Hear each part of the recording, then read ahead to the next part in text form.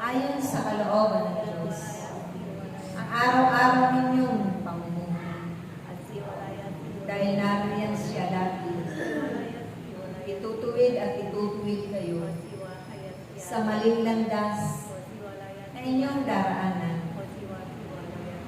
Kapag kayo man ay may matibay na pananalig, pagtitiwala at pananampalataya sa Diyos na makapangyarihan sa lahat.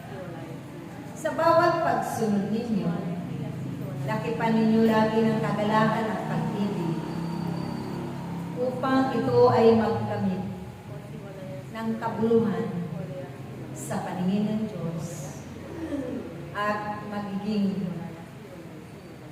isa kayo din ehemplo ng inyong mga kapwa. Nang sa ganon, tunay na laging mapapanalangin ninyo ang banal na pangalan ng Diyos sa pamamagitan ng inyong mga paggawa.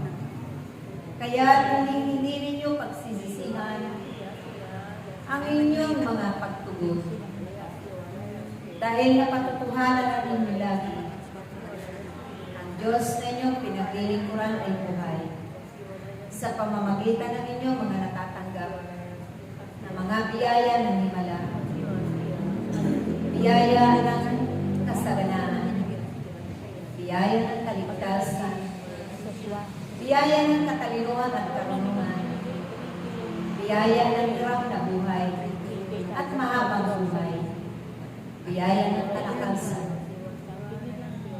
At naririnig pa kayo sa mundong ibabaw na may buhay at kapayapaan.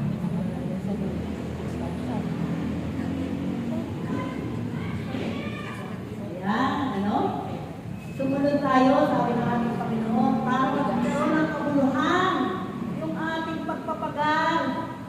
Hindi tayo mapahamak, sumunod tayo sa ating Panginoon. Na talaga namang dumaan sa matuwid na landas.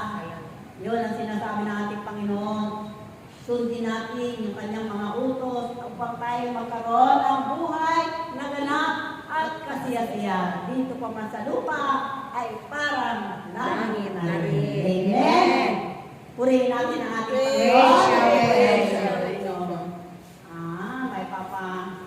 Pagubili ko lang sa inyong mga kapatid. Maging mababang loob tayo. Huwag tayo maging mataas. At tayo ay maglingkod ang tapat hanggang wakas.